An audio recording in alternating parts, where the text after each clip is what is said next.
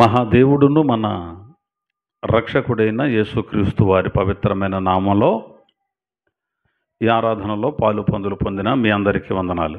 అందరికీ వందనాలండి. అందరికీ వందనాలు. ప్రియులరా, ఈ రోజున మనం పోయినసారి నేర్చుకున్నటువంటి అంశాన్ని కాస్త ముందుకు తీసుకెళదాం. చెబుతున్నటువంటి మాటలు శ్రద్ధ కలిగి, ఆసక్తి కలిగి విని గ్రహించి వాటి ప్రకారం ప్రవర్తించాలని మీ అందరికీ మనవి చేస్తున్నాను. పోయినసారి మనం నేర్చుకున్నటువంటి అంశం ఏమిటంటే యేసు ప్రభును గురించినటువంటి సంగతి. ఈయన ఎవరు లేదా యేసు ఎవరు అనేటువంటి అంశాన్ని మనం బైబిల్ గ్రంథంలో నుంచి నేర్చుకున్నాం. మత్తయి సువార్తలో 21వ అధ్యాయంలో 10వ వచనం చదివి మనం కొన్ని సంగతులు నేర్చుకున్నాం. ఆయన యెరూషలేములోనికి వచ్చినప్పుడు పట్టణమంతయు ఈయన ఎవరో అని కలవరపడిను అని బైబిల్లో మనం నేర్చుకున్నాం. ఆయన యెరూషలేములోనికి వచ్చినప్పుడట ఆ పట్టణం అంతా ఈయన ఎవరో అని కలవరపడ్డారు. ఈ సంగతులు మనం నేర్చుకున్నాం. ఈయన ఎవరు అనేటువంటిది పోయినసారి మనం ఒక విషయాన్ని నేర్చుకున్నాం. ఈయన ఎవరు అని అడిగితే ఈయన సర్వాధికారి అయిన దేవుడు అని మనం తెలుసుకున్నాం. ఈయన సర్వాధికారి అయిన దేవుడు, ఈయన మహాదేవుడు, ఈయన నిజమైన దేవుడు, ఈయన వాక్యమై ఉన్న దేవుడు, ఈయన శరీరాన్ని ధరించిన దేవుడు ఇత్యాది విషయాలు మనం యేసుక్రీస్తు ప్రభుల వారి గురించి నేర్చుకున్నాం. చాలామంది ఈయన ప్రవక్త అన్నారు, ప్రవక్తే. చాలామంది ఈయన మనుష్య కుమారుడు అన్నారు, మనుష్య కుమారుడే. ఈయన దేవుని కుమారుడు అన్నారు, దేవుని కుమారుడే. కాదనడానికి వీల్లేదు. కానీ ఈయన దేవుడు అన్న సంగతిని మనం బైబిల్ గ్రంథంలోంచి పోయినసారి నేర్చుకున్నాం. చాలా విషయాలు ఇంకా ఆయన గురించి, ఆయన దైవత్వాన్ని గురించి నేర్చుకోవలసిన సంగతులు ఇంకా చాలా ఉన్నాయి. చాలా సంగతులు, చాలా లోతైన విషయాలు ఇంకా బైబిల్లో యేసును గురించిన సంగతులు ఉన్నాయి. దైవత్రిత్వం అనేటువంటి అంశం నేను తర్వాత చెబుతాను. దానిలో యేసుక్రీస్తు ప్రభుల వారి యొక్క గొప్పతనాన్ని, ఆయన ఎప్పటివాడు, అసలు ఆయన సృష్టికర్త అన్నాం కదా, ఆయనే సృష్టిని చేసింది ఇత్యాది విషయాలన్నీ కూడా సబ్జెక్టులో మనం నేర్చుకోవాలి. యేసుక్రీస్తు ప్రభుల వారి యొక్క దైవత్వం మీద చాలా అభిప్రాయాలు చాలామంది వ్యక్తం చేశారు. యేసు అనేటువంటి ఆయన మీదే చాలా సిద్ధాంతాలు వచ్చాయి. చాలా సిద్ధాంతాలు వచ్చాయి. ఏరియనిజం అని అదొక సిద్ధాంతం ఉంటుంది. తర్వాత డొసిటిజం అంటారంటే గోచరవాదం అంటారు కొంతమంది.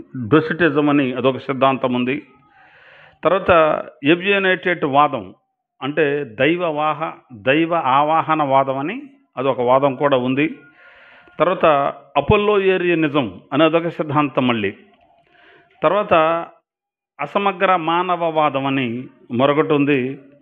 ఎంగేరియనిజం అని ఒకటి, ద్వంద్వ వ్యక్తిత్వ వాదన అంటారు అది. ఇలాంటి వాదనలు, ఇలాంటి సిద్ధాంతాలు చాలామంది చెప్పారు. అర్ధదేవుడని, పూర్తి దేవుడు కాదని, ఆయన ఆది సంభూతుడే కానీ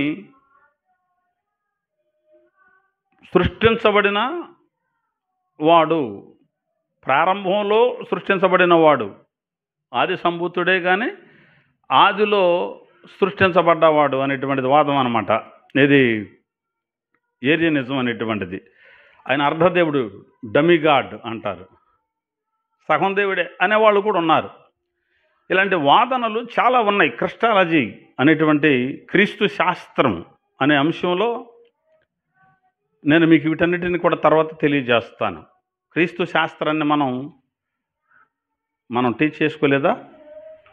మొదలుపెట్టాం, కొంతవరకు మొదలుపెట్టాం. తర్వాత కొన్ని సందర్భాల్లో దాన్ని ఆపాం. ఇంకా చాలా విషయాలు క్రీస్తు శాస్త్రంలో త్వరలోనే మొదలుపెట్టి మనం తెలుసుకోబోతున్నాం. సరే, మొత్తం మీద ఈ యేసుక్రీస్తు ప్రభుని గురించిన ఈయన ఎవరు అనేటువంటి దానిలో చాలామంది చాలా అభిప్రాయాలు వ్యక్తం చేశారు. కానీ లేఖనాలు ఆయనను గురించి ఏం చెబుతున్నాయి, లేఖనమేమి చెప్పుచున్నది, ఇదే ప్రామాణికం. మనకి బైబిల్లే ప్రామాణికం. ఆయన పెద్దయ్యగా ఆయన చెప్పాడు కాబట్టి దాన్ని నమ్మాలి. 1వ శతాబ్దంలోనే పలానా ఆయన ఇట్లా అన్నాడు కాబట్టి ఇది నమ్మాలి. వాళ్ళు ఇలా అభిప్రాయపడ్డారు, వాళ్ళు అలా అభిప్రాయపడ్డారు. కొన్ని అభిప్రాయాలు మనం తీసుకోవచ్చు, తప్పేం కాదు. కానీ ఎవరు ఏ అభిప్రాయాన్ని వ్యక్తం చేసినా లేఖనానికి మనం జోడించి చూడాలి. అంతేనా? లేఖనం దాన్ని సమర్థిస్తుందా, వ్యతిరేకిస్తుందా అనేది మనం పరిశీలించుకోవాలి. యేసయ్యను గురించి మనం తెలుసుకునేటప్పుడు ఈయన ఎవరు అనేటువంటిది చాలా ప్రాముఖ్యం. అసలు ఈ భూమి మీద ఎంతోమంది మహానుభావులు పుట్టారు, చాలామంది గొప్పవాళ్ళు పుట్టారు, చక్రవర్తులు పుట్టారు, మేధావులు పుట్టారు, కోట్లకు పడగలెత్తిన వాళ్ళు పుట్టారు. ఎంతోమంది ఈ ప్రపంచంలో పేరుగాంచిన వాళ్ళు పుట్టారు. ఇంతమంది పుట్టితే ఇంతమంది పుట్టి గొప్ప గొప్ప పేర్లు సంపాదించారుగా. మరి ఇంతమంది గొప్పవాళ్ళు ఉండగా యేసుక్రీస్తు ప్రభుల వారినే ఈ ప్రపంచానికి శక పురుషుడిగా ఎందుకు నిర్ణయించారు? శక పురుషుడు అంటే ఆయన దగ్గర నుంచి కాలాన్ని 2గా చీల్చారు. యేసు దగ్గర నుంచి 1, 2, 3 అంటూ సంవత్సరాలు లెక్కించారు. అంతకు పూర్వం, క్రీస్తు పూర్వం అట్లా వెనక్కి లెక్కించాలి.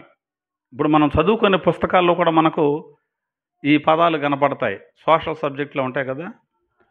క్రీస్తు పూర్వము, క్రీస్తు శకము అనే మాటలు వినబడతాయి. ప్రపంచంలో ఇంతమంది మేధావులు ఉండగా, చక్రవర్తులు ఉండగా, గొప్పవాళ్ళు ఉండగా, ధనికులు ఉండగా, పేరుగాంచిన వాళ్ళు ఉండగా, యేసుక్రీస్తు ప్రభుల వారిని మాత్రమే ప్రపంచం శక పురుషుడు అని ఎందుకు నిర్ణయించారు? అసలు ఈయన ఎవరు? ఆయన గొప్పతనం ఏంటి?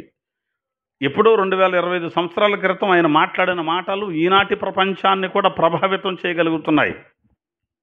ఈయన ఎవరు అనే అంశంలో మనం నేర్చుకుంటూ వస్తున్నటువంటి భాగం ఏమిటి అంటే, దానిలో మనం నేర్చుకున్నది ఏమిటంటే, ఈయన సర్వాధికారి అయిన దేవుడు, ఈయన వాక్యమై ఉన్న దేవుడు, శరీరాన్ని ధరించిన దేవుడు, ఈయన సృష్టికర్త అయిన దేవుడు, ఈయన మహాదేవుడు, ఈయన నిజమైన దేవుడు ఇత్యాది విషయాలు మనం పోయినసారి నేర్చుకుంటూ వచ్చాం. ఈ సంగతులు అబ్రహాము సంతానం ఎవరు అనే పుస్తకంలో కూడా నేను వాటిని రాశాను అని కూడా మీకు నేను తెలియజేశాను.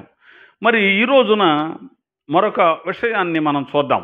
ఈయన ఎవరు అనేటువంటి విషయాన్ని ఒకసారి మనం చూద్దాం.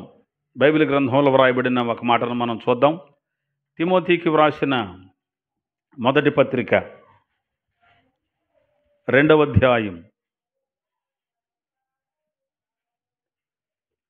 తిమోతికి వ్రాసిన మొదటి పత్రిక 2వ అధ్యాయం 6వ వాక్యాన్ని ఒకసారి చదివి వినిపించండి.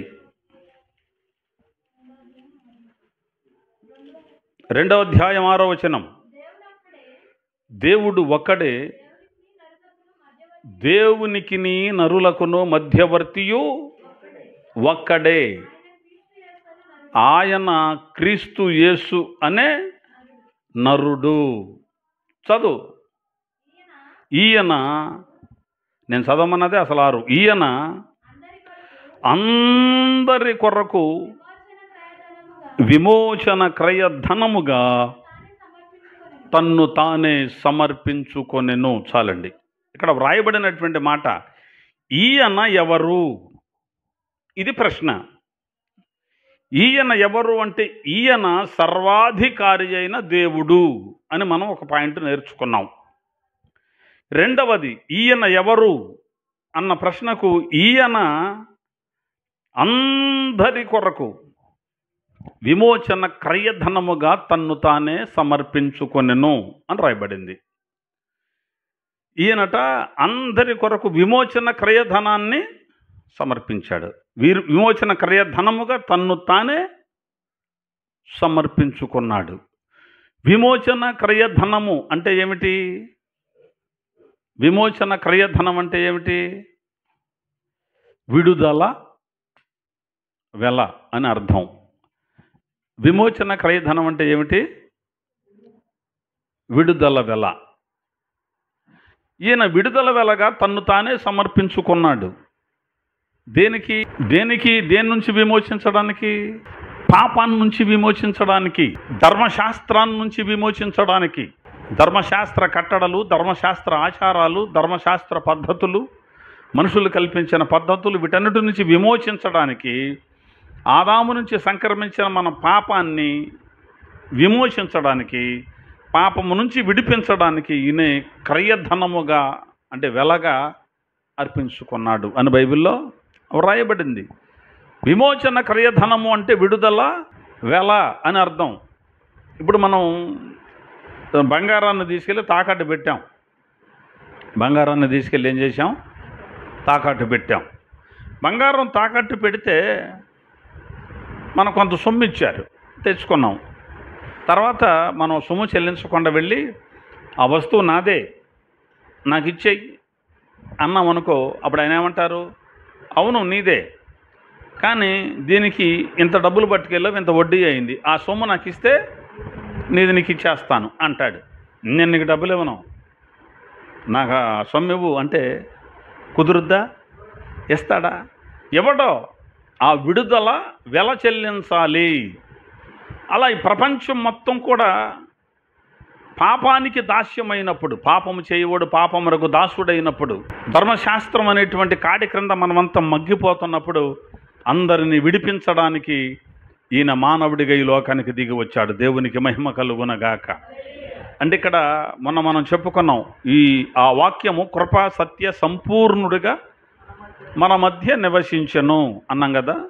కృపా సత్య సంపూర్ణుడిగా, కృప సంపూర్ణతగానే, సత్యము కూడా సంపూర్ణంగానే. 100% కృప కలిగిన వాడిన, 100% సత్యము కూడా కలిగిన వాడు, ఈ రెండూ కలిగిన వాడు అన్నమాట. అంటే ఇప్పుడు పాపము నుంచి విమోచించాడు, విడిపించాడు అంటే పాపానికి రావాల్సిన శిక్ష ఏమిటి? మరణము. ఆ మరణము జరగాలి, అది సత్యం. మనం విడిపించబడాలి, అది కృప. కాబట్టి యేసుక్రీస్తు ప్రభుల వారే అందరి కొరకు విడుదల వెలయిపోయాడు. ఆయన వచ్చి ఆ వెల చెల్లించాడు. ఏ వెల? మరణం అనే వెల చెల్లించి మనలను విడిపించాడు. అంతే తప్ప నేను దేవుణ్ణి గనక, నాకు అధికారం ఉంది గనక మీరెవరు మరణించడానికి వీళ్ళే దేవతలకు వచ్చేయండి అనడానికి సత్యం ఒప్పుకోదు అని మనం పోయినసారి తెలుసుకున్నాం. కాబట్టి న్యాయంగా మనకు పడవలసిన శిక్ష కూడా పడాలి, కృపతో మనం విడిపించబడాలి గనక విడిపించబడాలి. అందుకే యేసుక్రీస్తు ప్రభుల వారు మనందరి పక్షాన ఆయనే శిక్షను అనుభవించారు, మనందరినీ విమోచించాడు. అందరి కొరకు అని రాశాడు. అందరి కొరక లేకపోతే కొంతమంది కొరక? ఎందుకని అందరి కొరకు? అందరూ బంధించబడే ఉన్నారా? అందరూ కూడా పాపులేనా? అందరూ పాపులే. యేసు ప్రభువుల వారు అన్నాడు, రోగికి వైద్యుడు అవసరం తప్ప ఆరోగ్యం గల వాడికి వైద్యుడు అక్కరలేదు అన్నాడు. ఆరోగ్యం కలిగిన వాడు ఎవడన్నాడు అసలు? అలాగే నేను నీతిమంతులని పిలవడానికి రాలేదు, పాపులని పిలవడానికే నేను వచ్చాను అన్నాడు. అసలు నీతిమంతుడు ఎవడో లేడుగా, ఒక్కడ కూడా లేడుగా. అందరూ పాపులే. కాబట్టి అందరి కొరకు. కొంతమంది అనుకుంటారు ఆ కులానికి సంబంధించిన వాడు కాబట్టి వాళ్ళని విడిపించడానికే వచ్చాడేమోలే, ఆయన వాళ్ళ దేవుడేమోలే, మాకు మా దేవుడు ఉన్నాడు, ఆ దేవుడితో మాకు పని ఏముంది? మా దేశంలో మాకేమన్నా దేవుళ్ళు తక్కువ, లేకపోతే మాకేమన్నా దేవుళ్ళు తక్కువ? మా కులానికి దేవత ఉంది, దేవుడు ఉన్నాడు. లేకపోతే మా బజారుకి ఒక దేవుడు ఉన్నాడు, మా ఇంటి వాళ్ళకి మాత్రం ఒక దేవుడు ఉన్నాడు. ఇదివరకే మన వాళ్ళకే ఒక దేవరు ఉండేది. ఏది ఇక ఇంటి పేట వాళ్ళకి మట్టుకు ఇక ఆ దేవరు ఉండేది. ఇవాళ లేదులేండి, పోయి బాప్తిస్మాల్లోకి వచ్చారు, బాప్తిస్మం ఇచ్చేసాను వాళ్ళకి కూడా. అట్లా మా కుటుంబానికి ఒక దేవరు ఉంది, లేకపోతే మా గ్రామానికి ఒక దేవరు ఉంది, లేకపోతే మా ఊరికి ఒక దేవుడు ఉన్నాళ్ళే అని కాదు. దేవుడు అనే ఆయన ఒకడే. ఆయన ఎవరు అనేటువంటిది అలా ఉంచాలి ముందు. అంతే తప్ప కులానికి ఒక దేవుడు, మతానికి ఒక దేవుడు, దేశానికి ఒక దేవుడు ఉంటాడా? ఈ భూభాగానికి ఈయన మాత్రమే దేవుడా? లేదా ఆ భాగానికి ఈయన కాదా?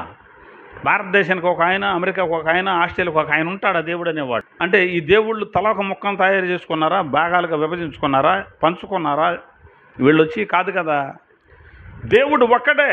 ఆ పై వచనంలోనే చదివాం, దేవుడు ఒక్కడే, దేవునికి నరులకున్న మధ్యవర్తియు ఒక్కడే, ఆయన క్రీస్తు చేసిన నరుడు. ఈయన అందరి కొరకు, ఏ కులమైనా, ఏ మతమైనా, ఏ వర్గమైనా, ఏ జాతి అయినా, ఏ భాష అయినా, ఏ రంగైనా, నువ్వు చదివినా చదవకపోయినా, నువ్వు ఎవడమైనప్పటికీ మనిషివైతే చాలు, మన కొరకు యేసుక్రీస్తు ప్రభుల వారు విమోచన వెలగా తన్ను తానే సమర్పించుకున్నాడు. ఇది కాబట్టి యేసు ఎవరు అంటే ఆయన మనల్ని విడిపించడానికి వచ్చిన వాడు, విడిపించడానికి ఆయన ఈ భూమి మీదకు వచ్చినవాడు అని మనం నేర్చుకున్నాం. అందుకే ఈయన కృప చూపించాడు, మన కొరకు మరణం కూడా అనుభవించాడు. ఏమిడిపించాడు చూద్దాం. మన నోటితో చెప్పడం కాదు, ఒక రెఫరెన్స్ను కూడా చూద్దాం. గలతీ పత్రిక 4వ అధ్యాయం 4వ వచనంలో, అయితే కాలము పరిపూర్ణమైనప్పుడు దేవుడు తన కుమారుని పంపెను. ఆయన స్త్రీ యందు పుట్టి మనము దత్తపుత్రులము కావాలనని ధర్మశాస్త్రమునకు లోబడి ఉన్న వారిని విమోచించుటకై ధర్మశాస్త్రమునకు లోబడిన వాడు ఆయను. ఇక్కడ వ్రాయబడిన మాట, అయితే కాలము పరిపూర్ణమైనప్పుడు. ఎప్పుడట? ఏమైంది కాలం? పూర్ణము, పరిపూర్ణం అంటే పూర్తయిపోయినప్పుడు. కాలం పూర్తయిన తర్వాత దేవుడు తన కుమారుణ్ణి పంపాడు. ఇప్పుడు కాలాలు లేవా? యేసు ప్రభుల వారు వచ్చినప్పటికే కాలము పరిపూర్ణమైపోయింది అన్నాడేమిటి? అదే కాలం, ఇదే కాలం. అంటే దేవుడు ఎవరిని ఎప్పుడు ఎక్కడికి పంపాలో దేవునికి తెలుసు. ఈ టైంలో ఈయన్ని పంపాలి అనుకున్నాడు క్రీస్తుని. ఆ టైం అయిపోయింది, ఆ టైం వచ్చింది, పంపాడు. పంపాలనుకున్న కాలం పరిపూర్ణమయ్యింది అన్నాడు. అందుకే ఆయన కన్య, ఇప్పుడు యెషయా ప్రవచించాడా? ఇదిగో కన్యక గర్భవతి అయి కుమారుణ్ణి కంటుంది అన్నడా? ఆ మాట దేవుడు చెప్పిన కాలం వచ్చినప్పుడు నెరవేర్చాడు. అంటే కాలం ఏమైంది? అప్పటికి సంపూర్ణమైంది. ఆయన్ని పంపుతానన్న కాలం పూర్తయింది అని అర్థం. ఇప్పుడు 2025, 2026కి 10th క్లాసు పూర్తవుద్ది అనుకో. ఆ టైం అయ్యేసరికి 10th క్లాసు పూర్తయింది, ఆ కాలం అయింది అన్నట్టు. అయితే కాలము పరిపూర్ణమైనప్పుడు దేవుడు తన కుమారుని పంపాను. ఆయన ఎలా పుట్టాడట? ఆయన స్త్రీ యందు పుట్టి మనము దత్తపుత్రులము కావాలనని ధర్మశాస్త్రమునకు లోబడిన వారిని విమోచించుటకై ధర్మశాస్త్రమునకు లోబడిన వాడు ఆయన. అంటే ధర్మశాస్త్రం నుంచి మనలను ఆయన ఏం చేశాడు? విమోచించాడు. అందుకని అందరి కొరకు విమోచన క్రయధనముగా తన్ను తానే సమర్పించుకున్నాడు. ధర్మశాస్త్ర క్రియల నుండి మనలను విమోచించాడు. ధర్మశాస్త్ర క్రియల వలన ఏ మనుషుడు నీతిమంతుడని తీర్చబడడు. ధర్మశాస్త్ర ఆచారాల వల్ల, మనుషులు కల్పించిన పద్ధతుల వల్ల ఏ మనిషి కూడా నీతిమంతుడు అని తీర్చబడడు అని బైబిల్ గ్రంథం చెబుతోంది. ఇంకా మనుషులు కల్పించిన ఆచారాలు కూడా ఉన్నాయి. మనం అనేక సార్లు చెప్పుకున్నట్టుగానే ఎవరైనా మనుషులు చచ్చిపోయినప్పుడు ఏం చేస్తారు అంటే, ఆ మనుషులు చనిపోయినప్పుడు ఒక రోజు అని ఏర్పాటు చేసుకొని, దినం అని ఒకటి ఏర్పాటు చేసుకొని ఏం చేస్తారంటే, మేము వాళ్ళకి వియ్యంకుళ్ళం కనుక, వీపీ వారం కనుక మేము వీపీ వస్త్రాలు తీసుకెళ్ళాలండి అంటారు. అంత కండమ్మ కోట తీసుకొని కవర్లో పెట్టుకొని వెళ్తారు. తీసుకెళ్ళి ఏం చేస్తారు? అక్కడ కూర్చొని ఉంటే ఆడి మీద వేస్తున్నారు, లేదా అక్కడ ఒక తేగ గట్టు ఉంటుంది దాని మీద పడేస్తున్నారు. అదేంటంటే మాకు కీడు రాకూడదు, మాకు వాళ్ళ మైలు మాకు రాకూడదు, మాకు కీడు వస్తుంది అని ఈ పోలం కాబట్టి వాళ్ళకి బట్టలు వేస్తున్నాం అన్నారు. ఇటు తీసుకెళ్ళి అక్కడ గుడ్డ వేసేపటికి ఇటు పరలోకి వెళ్ళిపోతాడా? చెప్తున్నాను, మనుషులు కల్పించిన పద్ధతులు. మాకు రా, ఏ వద్దంట, అమ్మో ఇంకేమన్నా ఉందా? అది అయిపోతే ఇంకేమన్నా ఉందా? లే పని కీడు వచ్చేస్తుంది. మరి చుట్ట తాగుతున్నావు గారా, ఏమవుదలే, ఆరోగ్యం పాడైపోతారా? చాలామంది వాళ్ళు తాగుతున్నారు, వీళ్ళు తాగుతున్నారు. చుట్ట తాగితే ఏమవుతావు? బాప్తిసం ముందు బూతులు ఆడుతున్నావేంటరా అంటే ఏమవుదలే. బాప్తిసం ముందు చుట్ట తాగుతున్నావేంటారా? ఏమవుదలే. బాప్తిసం ముందు మందిరం మానేసేవారా? ఏమవుదలే. బాప్తిసం ముందు ఇయ్యం పోయే కలరా నీకంటే ఏమవుదలే. కానీ ఆ ఈపు గుడ్డ యుద్ధంటే అమ్మో కీడొచ్చాడు. ఇప్పుడు దేనికి భయపడ్డాడు? మనుషులు కల్పించిన పద్ధతులకే భయపడ్డాడు కదా. అక్కడ కూర్చుంటే చక్కగా క్షవరం చేసి వదిలిపెడతారు, మొత్తం కట్టింగులు. నీ ఎంటుకలు కత్తిరించుకుంటే ఈ మురికెంటుకలు అటు పరలోకం పోతాడా? ఏం ఆచారాలు, ఏం సిద్ధాంతాలు? ధర్మశాస్త్రం కూడా ఇదివరకు చెప్పింది, అన్నపానాలు, పండుగ, అమావాస్య, విశ్రాంతి దినం అని పాటించమని. తర్వాత క్రీస్తు శిలువ యజ్ఞము తర్వాత ఇటన్నిటితో పని లేదు. వాటన్నిటి నుంచి క్రీస్తు ప్రభుల వారు విడిపించాడు, విమోచించాడు. ఇక మనకు వాటితో పని లేదు. వాళ్ళ బాప్తిసం ముందు కూడా అట్లాంటి పనులు మీరు చేస్తున్నారు అంటే మీరు క్రైస్తవులు అనుకుంటున్నారు, కాదు. అలా చేసేవాళ్ళు మేము క్రైస్తవులు అనుకుంటున్నారు, కానీ కాదు. ఆ దినానికి వెళ్ళి ఫుల్గా తినొస్తాం, అదంతా కడుపులోకి బాగానే పంపిస్తాం. ఇస్త్రాకు మాత్రం ఎవడో చెప్పాడు, తలకమాసినోడే ఎవడో తలకమాసినోడు చెప్పాడు, ఇటు మరవకూడదురా అటు మడవాలి అన్నాడు. బా, ఎంత అద్భుతమైన మరణం విప్పావయ్యా, దినానికి వచ్చినప్పుడు అటు మడవాలా అని ఇటు 10 మందికి మళ్ళా ఆ దుర్వార్త జారేశాడు, శుభవార్తలాగా. అటు మడవాలన్నది గుర్తుంచుకొని ఇటు వదిలిపెట్టాడా, వీడు ఆడికి చెప్పాడు, ఆడికి చెప్పాడు. ఇవాళ కూడా అట్టగా జరుగుతుంది. ఇంకా మళ్ళీ వీళ్ళంతా క్రైస్తవులు అనుకుంటున్నారు. ధర్మశాస్త్ర క్రియల వల్ల, ధర్మశాస్త్ర ఆచారాల వల్ల ఎవడో నీతిమంతుడు అవ్వడో అదే అధ్యాయంలో చెబుతాడు. 4వ అధ్యాయం 10వ వచనంలో, మీరు దినములు, మాసములు, ఉత్సవ కాలాలు, సంవత్సరములు ఆచరిస్తున్నారు. మీ విషయమే నేను పడ్డ కష్టం వ్యర్థమవుతుందేమోనని మిమ్మల్ని గురించి నేను భయపడిపోతున్నాను అన్నాడు. అంటే దైవజనుడే భయపడుతున్నాడు. ఎందుకని? ఇవన్నీ పాటిస్తున్నారా బాబో, అరే క్రీస్తు స్వరూపం మీలోకి వచ్చింది, మళ్ళీ ఎవడో వచ్చి దుర్బోధ చేసి ఏం పర్వాలేదులే, ఇటు క్రీస్తు కావాలి, అటు ధర్మశాస్త్ర క్రియలు కావాలి అని చెప్పేపటికి మళ్ళీ వెనక్కి తిరిగింది గలతీ సంఘం. కాబట్టి నాకు భయం వేస్తుంది, మరలా క్రీస్తు స్వరూపం మీలోకి రావాలరా బాబని ఆయన ప్రయాసపడ్డాడు.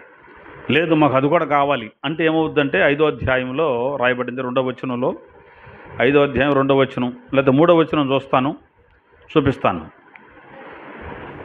ధర్మశాస్త్రం యావత్తు ఆచరింపబద్ధుడై ఉన్నాడని సున్నతి పొందిన ప్రతి మనుషునికి నేను దృఢముగా చెప్పుచున్నాను.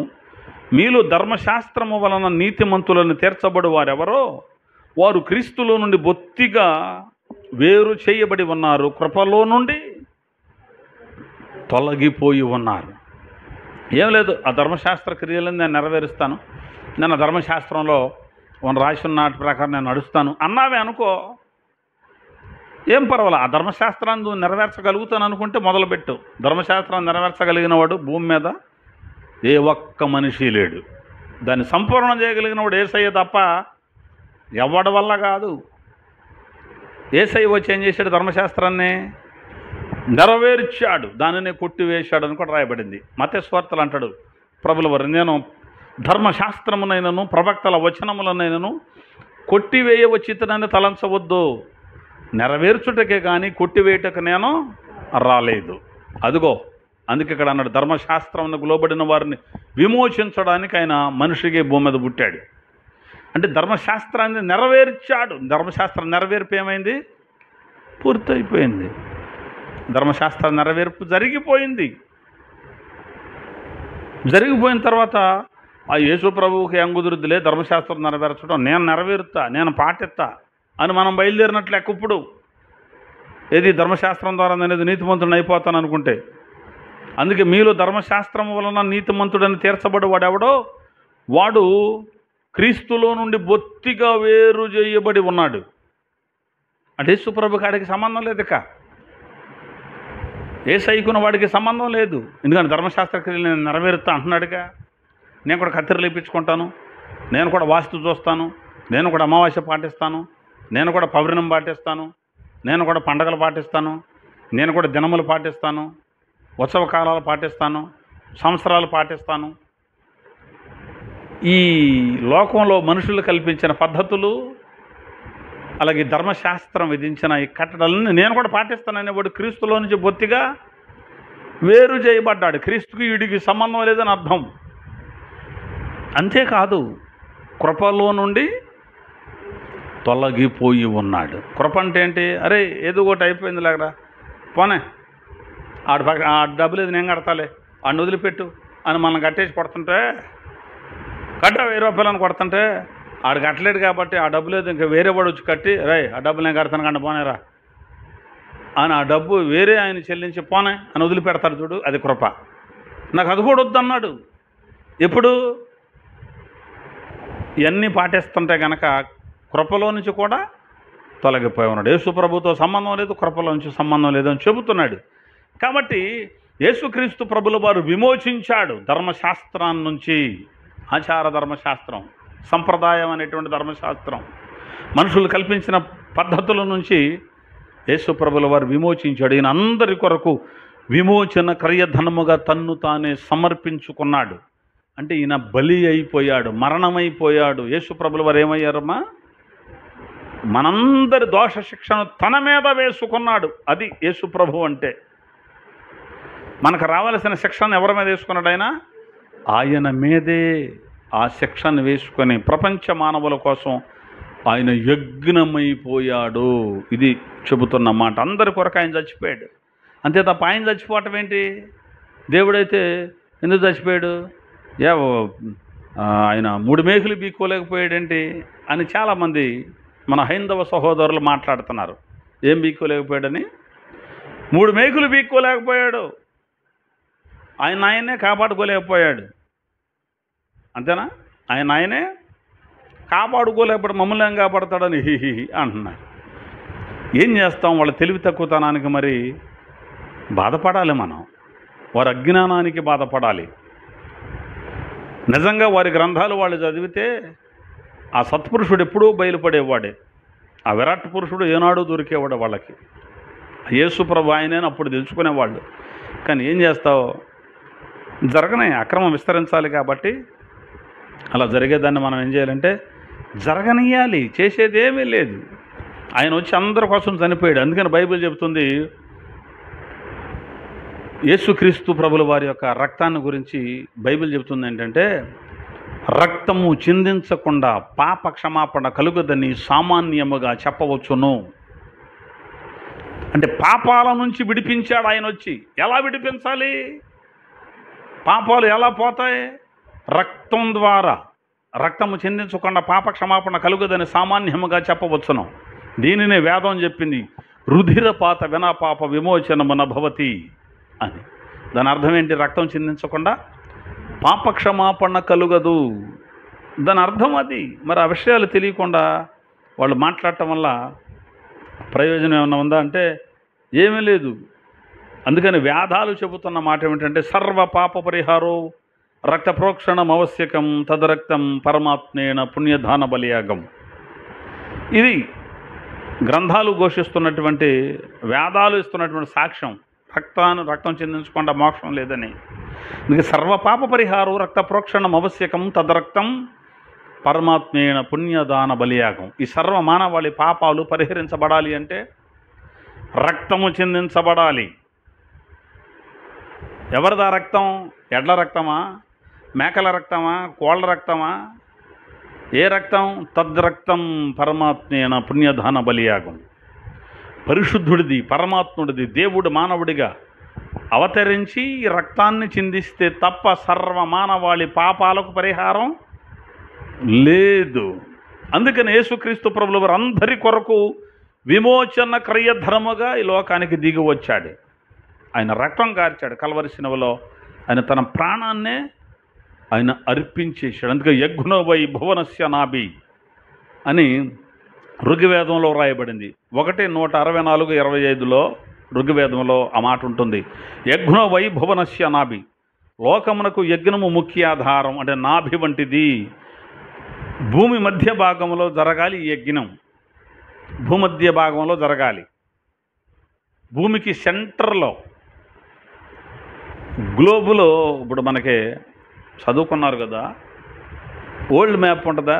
గీసిన తర్వాత ఇలా రేఖలు గీస్తారా? భూమధ్య రేఖ అని ఒకటి ఉంటుంది. ఆ భూమధ్య రేఖ ఇజ్రాయేల్ దేశం మీదుగా ఉంటుంది అన్నమాట. Centre point. ఒక ఆయనకి తెలియక అన్నాడు, గ్లోబు బొమ్మ చూపించి, ఇదిగో ఇక్కడ సెంటర్, అక్కడ సెంటర్, ఇక్కడ సెంటర్, ఎక్కడైనా సెంటర్గా అక్కడే సెంటర్ ఏంటి అని మాట్లాడుతున్నాడు ఒక ఆయన. మరి అదేం జ్ఞానం నాకు అర్థం కాలేదు. మరి భూమధ్య రేఖ అనేటువంటి ఒకటి ఉందా నా సంగతే? వారికి అర్థం కాల. కానీ ఇక్కడ చెబుతున్నాడు, ఆ యజ్ఞ పురుషుడు ఎక్కడికి వచ్చి యజ్ఞం అయిపోవాలయ్యా? ఎక్కడికి వచ్చి ఆయన యజ్ఞం అవ్వాలి? ఎక్కడికి వచ్చి రక్తం చిందించాలి? ఎక్కడికి వచ్చి ఆయన తన ప్రాణాన్ని అర్పించాలి? యజ్ఞో వై భువనస్య నాభి. భూమి యొక్క మధ్యపురంలోనికి ఆయన వచ్చి ఏమవ్వాలమ్మా? యజ్ఞమైపోవాలి. అసలు చాలా విషయాలు ఇవి ఉన్నాయి. ఇవన్నీ కూడా చాలా విషయాలు ఉన్నాయి. మహాయజ్ఞ విశేషంలో ఒక మాట చూపిస్తాను. ఈ యజ్ఞానికి సంబంధించిన విషయాలు చాలా శ్లోకాలు నా దగ్గర ఉన్నాయి. శ్లోకం చెబుతున్నాను. నకర్మాణ మనుష్య నైర్న ధనేస్త పసాని వకై వల్యం అని ఒక శ్లోకం ఉంది. మళ్ళీ చదువుతాను. నకర్మాణ మనుష్ట నైర్న ధనేస్త పసాపి వకై వల్యం లభితే మధ్యం అన్నాడు. ఇది శవగీతిక అనేటువంటి దానిలో ఉంటుంది. దాని అర్థం ఏమిటంటే స్నానం, సంధ్య, యాత్రలు, దాన ధర్మాదుల వల్ల పాప పరిహారమై పుణ్యము రాదు అని దాని అర్థం. శివగీతికలో ఉంది ఇది. స్నానాలు ఆచరించి నీళ్ళల్లో ఎక్కడికో వెళ్ళి వచ్చామని, లేకపోతే సంధ్యను ఆచరించామని, లేదా యాత్రలు చేసి వచ్చామని, లేకపోతే దాన ధర్మాలు చేసామని, ఇవన్నీ చేయటం వల్ల పాపాలు పోయి పుణ్యం రాదు. ఇది దీని యొక్క ఈ శ్లోకం యొక్క అర్థం. కాబట్టి ఎన్ని పోవాలంటే రక్తం చిందించబడడం మాత్రం అవసరం. సర్వపాప పరిహార రక్త ప్రోక్షణం అవశ్యం తద్రక్తం పరమాత్మైన పుణ్యధాన బలియాగం. అందరి పాపాల కొరకు రక్తం చిందించబడాలి, లేకపోతే పాపాల నుంచి విడుదల రాదు. మరి రక్తం కార్చినటువంటి దేవుడు ఎక్కడైనా కనపడ్డారా మీకు? తను తాను కాపాడుకోవడానికి ఆయుధాలు పట్టుకున్న వాళ్ళు మనకు కనపడతా తిరుగుతున్నప్పుడు, కత్తోడ పట్టి తిరుగుతున్న పోలీసులు ఊరుకుంటారా? ఊరుకోరు. కాబట్టి రక్తం మనందరి పాపాల కోసం విమోచన క్రయధనముగా తను తానే సమర్పించుకున్నాడు. ఇది బైబిల్ గ్రంథం చెబుతున్నటువంటి మాట. కాబట్టి యేసుక్రీస్తు ప్రభుల వారు అలా మరణించారు. ఆయన మరణానికిన్నో మన వేదాలలో ఉన్న కొన్ని విషయాలు, ఏదో సందర్భం వచ్చింది కనుక జస్ట్ నేను అలా టచ్ చేస్తాను. ఎందుకంటే అసలు మన భారతదేశంలో ఉన్నటువంటి ఈ వేదాలు కానీ ఈ పుస్తకాలు కానీ ఎంత అద్భుతమైనవంటే వాస్తవమైనటువంటి ఆ యజ్ఞ పురుషుణ్ణి చూపిస్తున్నాయి ఇవన్నీ కూడా. మరణాన్ని గురించి వ్రాయబడినటువంటి మాట ఏమిటంటే ఋగ్వేదంలో బృహదారణ్యక ఉపనిషత్తు 1:4:1 ఏమని రాయబడిందంటే మత్సలేని మేక లేక గొర్రె ఒకటి కావాలి అట బలివ్వడానికి. మత్సలేని మేక కానీ గొర్రె కానీ కావాలి అని ఋగ్వేదంలో రాయబడింది. ఇదే మాట లేవియ కాండంలో 1వ అధ్యాయం 10-11 వచనాల్లో మనకు కనబడుద్ది. తర్వాత యజుర్వేదం శతపథ బ్రాహ్మణంలో 111:7:3:1 ఏమని రాయబడిందంటే దాని తలకు బలుసు కంప చుట్టవలెను అని రాయబడింది. బలివ్వడానికి తీసుకొచ్చి ఒక మేకను కానీ గొర్రెను కానీ తెచ్చామా, దాని తలకేం చుట్టాలని రాయబడింది యజుర్వేదంలో. బొలుసు కంప చుట్టాలి అది రాయబడింది. యేసుక్రీస్తు ప్రభుల వారికి ఆయన కూడా బలి పశువుగా బైబిల్ చెబుతోంది. ఆయన కూడా బలి పశువుగానే బైబిల్ చెబుతుందా? ఆయనకు తల మీద ముండ్ల కిరీటం పెట్టారు. ఈ రెండింటికి సింక్ అవుతోంది. తర్వాత యజుర్వేదంలోనే మరొక మాట ఉంది. బృహదారణ్యకోపనిషత్తు 119:28 యజుర్వేదంలో ఉన్నటువంటి మాట ఏమిటంటే దాన్ని యోపస్తంభమునకు కట్టవలెను అని రాయబడింది. దాన్ని ఒక స్తంభానికి కట్టేయాలట. ఇది పశువుని, బలిచ్చే పశువుని, అంటే విమోచించేటువంటిది. దాని రక్తము ద్వారా పాప విమోచన జరగాలి అంటే భవిష్యత్తులో రాబోతున్నటువంటి ఆ పరమాత్ముడు మానవుడిగా దిగి రావాలి కదా. ఆయన రాకముందు జరగవలసిన యజ్ఞం ఎలా జరగాలి? ఈ యజ్ఞములన్నీ మహాయజ్ఞానికి సూచకలు. అది వేదాలు చెబుతున్నాయి. మహాయజ్ఞం భవిష్యత్తులో జరగబోతుంది, దాని అన్నిటికీ ఇవన్నీ సూచనలు అని క్రీస్తు పూర్వం చెప్పినటువంటి సంగతులు ఇవి. మచ్చలేని దాన్ని ఒక మేకను కానీ గొర్రెను కానీ తేవాలి, దాని తలకేమో బలుసుకంప ఒకటి చుట్టాలి, దాన్ని యోపస్తంభానికి కట్టాలి అని ఇక్కడ రాయబడింది. ఇది 118వ కీర్తనలో 27వ వచనంలో కూడా ఆ మాట రాయబడింది. తర్వాత ఋగ్వేదంలో దాన్ని కాళ్ళలో రక్తము కారునట్లుగా కొట్టవలెను అని రాయబడింది. 22వ కీర్తన 16వ వచనం కూడా అదే సంగతులు చెబుతోంది. క్రొత్త నిబంధనలు క్రీస్తులు నెరవేరాయి. తర్వాత దాన్ని పచ్చడములను ఋత్వికులు నలుగురు పంచుకొనవలెను ఋగ్వేదములో ఐరేయ బ్రాహ్మణం అనేటువంటి పుస్తకంలో ఈ విషయం రాయబడింది. కీర్తన 22:18 కూడా ఈ భాగం రాయబడింది. దాన్ని ఏం చేయాలంటే కాళ్ళల్లో దానికి మేకులు గుచ్చేయాలి. తర్వాత దాని మీద కచ్చడములను, దాని మీద పచ్చడములను పంచుకోవాలంటే దాని మీద వస్త్రాలు కప్పుతారు. ఆ వస్త్రాలను ఎంతమంది పంచుకున్నారట? పంచుకోవాలి, 4 పంచుకొనవలెను అని రాయబడింది. ఈ మాట అన్నప్పుడు మీకు సిలువలో యేసుక్రీస్తు ప్రభుల వారిని సిలువేసినప్పుడు ఆయన అంగీని తీశారు, అది గుర్తు వస్తుందా? ఆయన అంగీ కోసం ఏం చేశారు? చీట్లేసి పంచుకున్నారు. పంచుకోలేదా? ప్రపంచానికి రావాల్సిన యజ్ఞ పురుషుడు ఎవరో అర్థమవుతోంది కదా, అర్థమవుతోంది. తర్వాత దాని ఎముకలలో ఒకటి కూడా విరవకూడదని ఋగ్వేదము ఐతరేయ బ్రాహ్మణములో 2:6 వ్రాయబడింది. దాని ఎముకలు విరవకూడదు. ఏది? ఆ బలి పశువు, యజ్ఞ పశువు యొక్క ఎముకలు విరవకూడదు. నిర్గమకాండం 12వ అధ్యాయం 46వ వచనంలో, సంఖ్యాకాండము 9వ అధ్యాయం 12వ వచనంలో కూడా ఈ విషయాలు యేసుక్రీస్తు ప్రభుల వారిని గురించి వ్రాయబడ్డాయి. అలా ఈయన అందరి కొరకు విమోచన క్రయధనముగా తన్ను తానే సమర్పించుకున్నాడు. మన ఇండియా వారని, లేకపోతే అమెరికా వారని, ఆఫ్రికా వారని ఏ భేదం లేదు. అందరి కోసం యేసుక్రీస్తు ప్రభుల వారు యజ్ఞమయ్యాడు.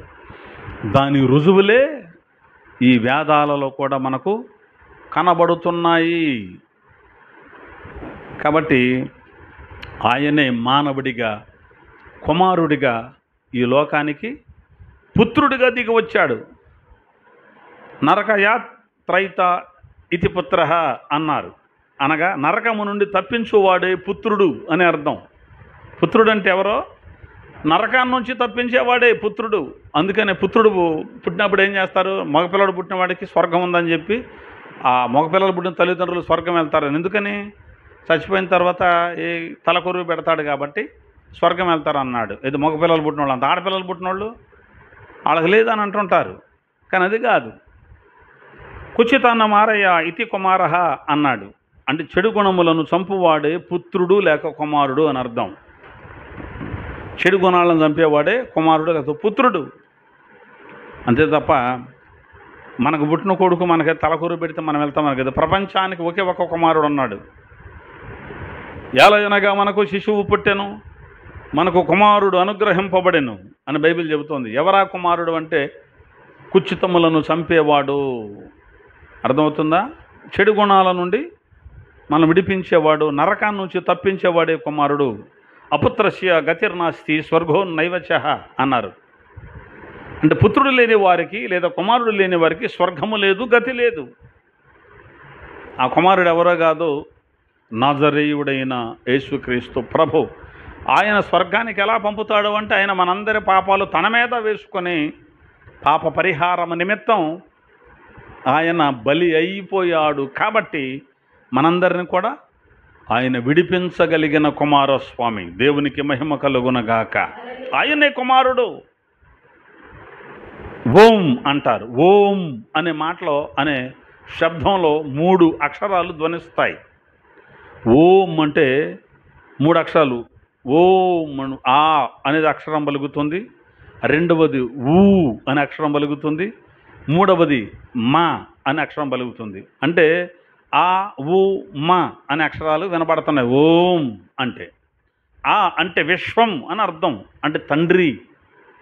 తర్వాత ఊ అంటే తైజసం అని అర్థం, అంటే కుమారుడు అని అర్థం. మా అంటే ప్రజ్ఞం, అంటే పరిశుద్ధాత్ముడు అని అర్థం. ముగ్గురును ఒక్కటే. అర్థమవుతుందా? ఓం అంటే అది దాని భావం. అంతే తప్ప ఓం అంటే దాని అర్థం కూడా తెలియకుండా పలికెవళ్ళు పలుకుతున్నారు. నారాయణ అంటారు కొంతమంది. నారా ప్లస్ ఆయనుడు ఈజ్ ఈక్వల్ టు నారాయణుడు. ఇదే సంతో చెప్పగలరా? తర్వాత ఆలోచించు. సవర్ణ దీర్ఘ సంధ్యేనా? నారా ప్లస్ ఆయనుడు ఈజ్ ఈక్వల్ టు నార, నీళ్లు, నీళ్ల మీద అల్లాడేవాడు. దేవుని ఆత్మ జలములపై అల్లాడుచుండెను అని బైబిల్ చెబుతుందా? ఆ దేవుడే శరీరధారి అయి కుమారుడిగా, మానవుడిగా మన మధ్యలో నివసించాడు. ఆయన సశరీరుడిగా ప్రత్యక్షుడయ్యను అన్నాడు పౌలు. ఎందుకోసం అంటే దేవుడే మానవుడు ఎందుకు అవ్వాలండి? అంత అవసరత ఏమొచ్చింది? మానవులంతా పాపం చేశారు కనుక, ఆ పాపం నుంచి విడిపించేది మానవ రక్తం కాదు కనుక, ఈ మనుషులు ఆదాము నుంచి వచ్చారు కనుక, ఇదంతా చెడిపోయిన రక్తం కనుక దేవుని రక్తం కావాలి. మరి దేవునికి రక్త మాంసాలు ఉంటాయా? ఉండవు. దేవుడు అనే వాడికి పుట్టడం ఉండదు, దేవుడు అనేటువంటి వాడికి పెరగటం ఉండదు, మరణం ఉండదు. దేవుడికి పుట్టడం ఏంటి? దేవుడికి పుట్టుకుంటుందా? దేవుడికి సావు ఉంటుందా? పుట్టుక సావులు లేనివాడు, ఆది అంతమైన వాడే దేవుడు. అల్ఫా ఒమేగా నేనే అన్నాడు యేసుప్రభు. అందుకే మరి ఆయన పుట్టాడుగయ్యా. పుట్టినప్పటి నుంచి ఆయన ఉన్నాడు కాదు, ఆయన అంతకు పూర్వమే ఉన్నవాడు. ఏమై ఉన్నాడు? వాక్యమై ఉన్నాడు. వాక్యమై ఉన్న దేవుడు శరీరాన్ని తొడుక్కొని వచ్చాడు. పుట్టాడు అనే దానికన్నా వచ్చాడు అనేది కరెక్ట్ వర్డ్. అయితే ఎలా వచ్చాడు, ఎలా పుట్టాడంటే మనిషిగా వచ్చాడు. ఎందుకు మనిషిగా రావాలి? రక్త మాంసాలు కలిగిన దేహం మనదే గనక మనల్ని విడిపించాలి అంటే ఆయన కూడా రక్తం కార్చాలి. కాబట్టి రక్త మాంసాలు కలిగిన దేహంతో రావలసి ఆయన వచ్చింది. అందుకని ఆయన్ని పుట్టారు అన్నారు. అందుకే హెబ్రీ 2:14లో కాబట్టి ఆ పిల్లలు రక్త మాంసములు గలవారైనందున ఆ ప్రకారమే మరణము యొక్క బలము గలవాని అనగా అపవాదిని మరణము ద్వారా నశింపజేయుటకును జీవిత కాలమంతయు మరణ దాస్యమునకు లోబడిన వారిని విడిపించుటకును ఆయన కూడా రక్త మాంసములలో పాలివాడాయను. దేవునికి మహిమ కలుగునగాక.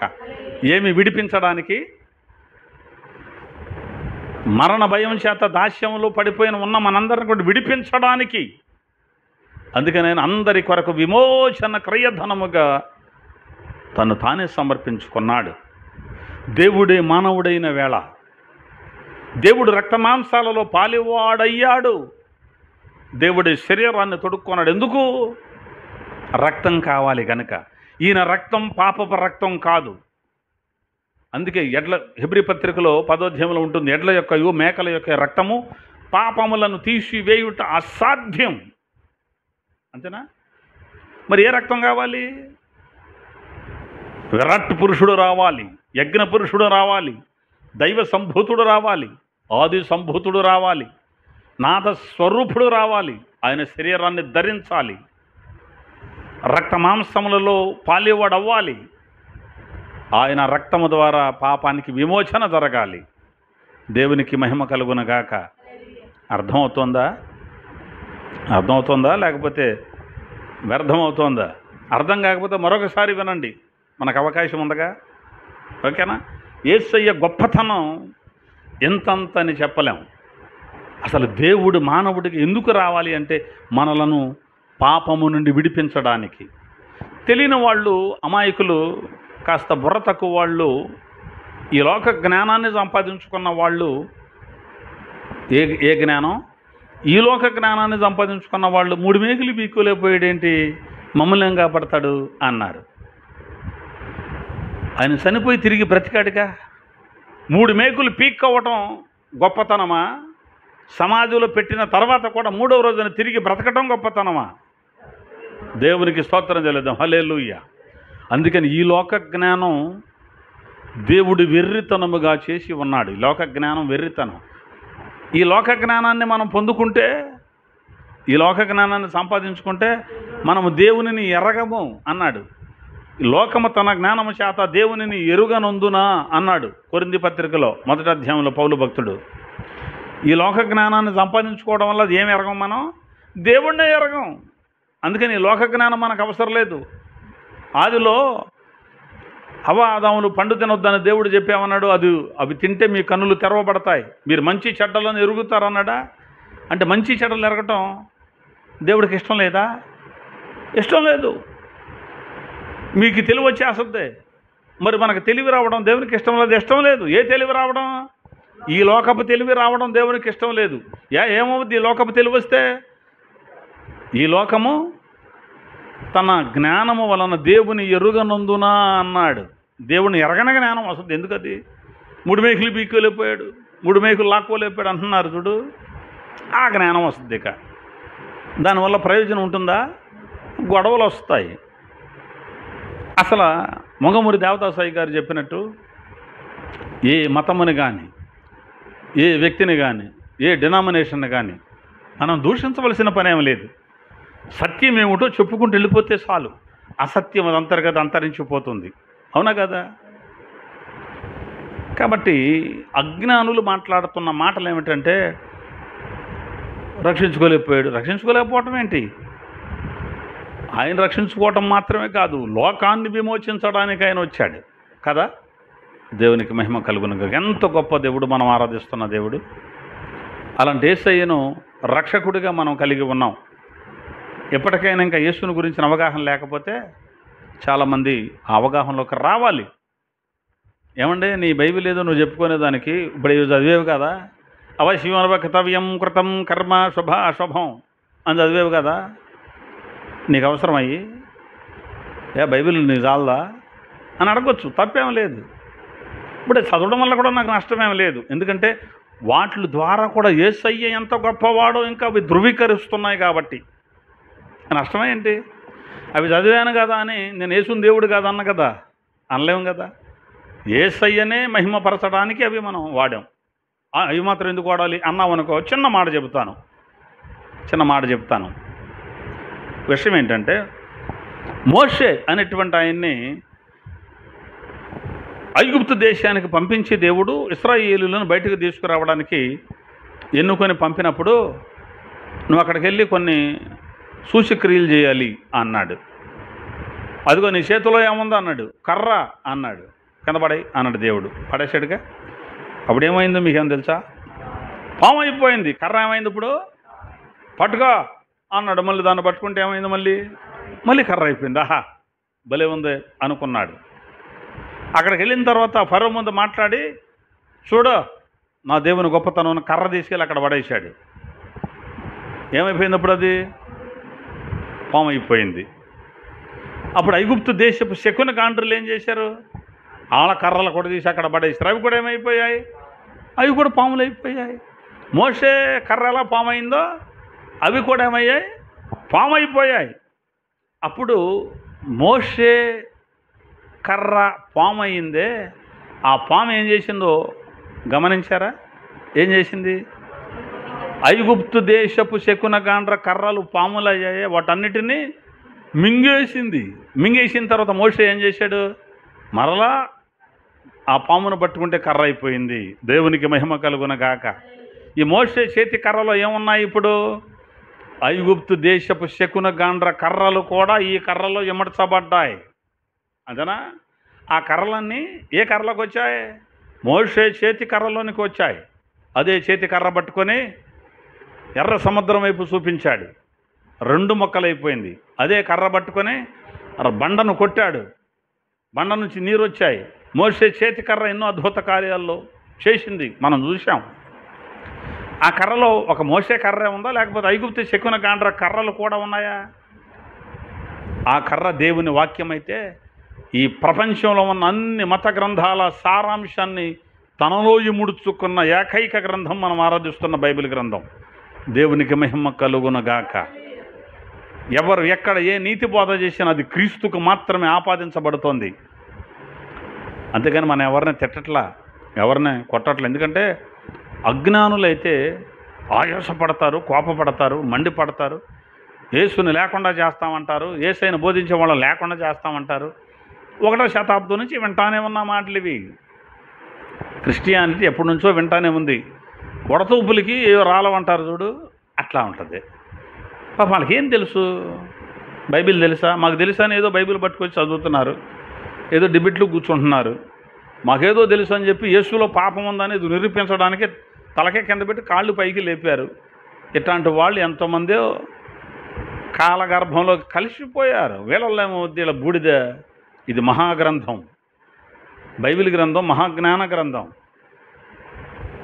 అసలు దేవుడే స్వయాన వ్రాయించిన గ్రంథం ఇది. సృష్టికర్త వ్రాయించిన గ్రంథం బైబిల్ గ్రంథం. ఆయన ఎవరో కాదు, యేసుక్రీస్తు ప్రభుల వారు. ఈయన ఎవరో అని అంశాన్ని మనం నేర్చుకుంటున్నాం. దీనిలో మొదటి భాగం ఈయన దేవుడు అని తెలుసుకున్నాం. మరి దేవుడు మనిషిగా ఎందుకు రావాల్సి వచ్చింది? అంత అవసరమే వచ్చిందండి. దేవుడు ఎందుకు అవ్వాలి మనిషి? దేవుడు మనిషి ఎందుకు అవ్వాలి? ఎందుకు అవ్వాలి? ఈయన అందరి కొరకు విమోచన క్రయధనముగా తన్ను తానే సమర్పించుకున్నాడు. అండ్ అందరిని విమోచించడానికి దేవుడు మానవుడు అవ్వాల్సి వచ్చింది. ఒక దూతను పంపించవచ్చుగా.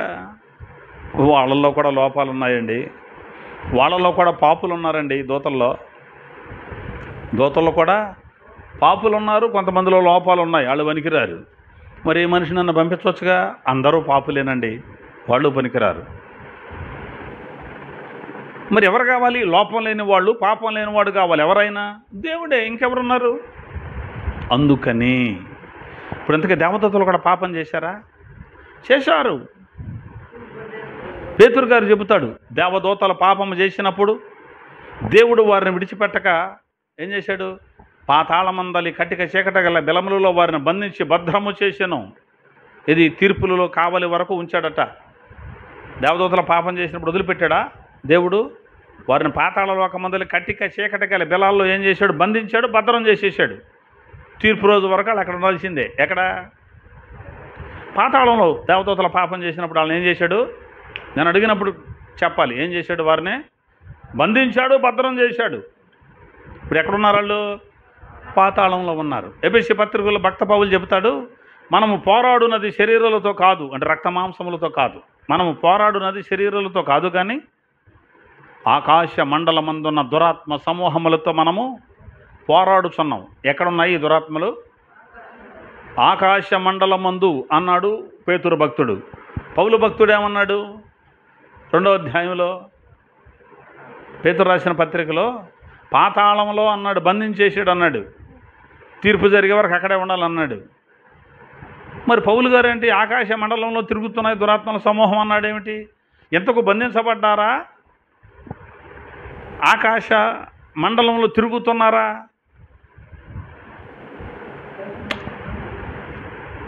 దేవదూతలు లేకపోతే దురాత్మలు బంధించబడ్డాయా?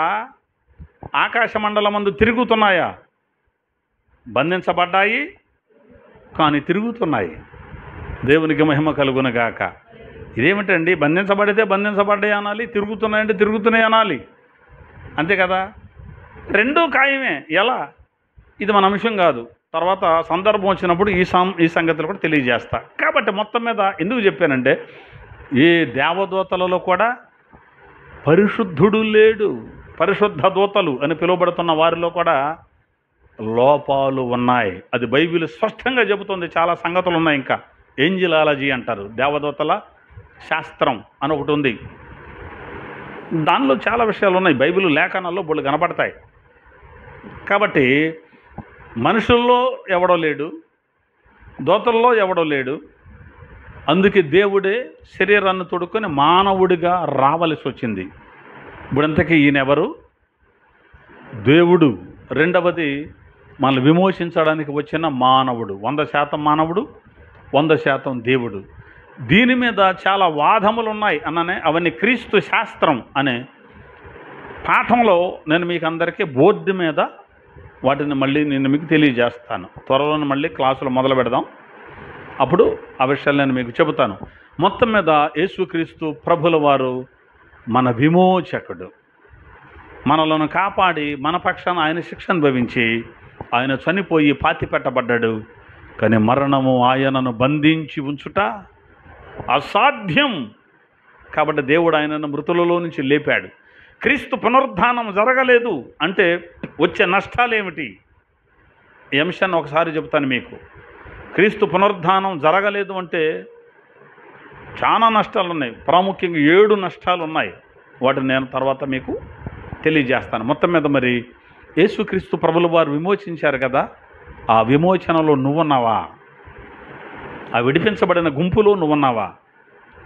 అంటే నువ్వు బాప్తిస్మం పొందావా అని అడుగుతున్నాను. రక్షించబడ్డావా అని అడుగుతున్నాను. మారు మనసు పొందావా అని అడుగుతున్నాను. ఆయనలోనికి వచ్చావా అని అడుగుతున్నాను. వస్తే సంతోషం, రాకపోతే త్వరగా సిద్ధపడండి. దేవుడి మాటలు మనందరి వినికిడిలో స్థిరపరిచి బలపరుచునుగాక. ఆమెన్.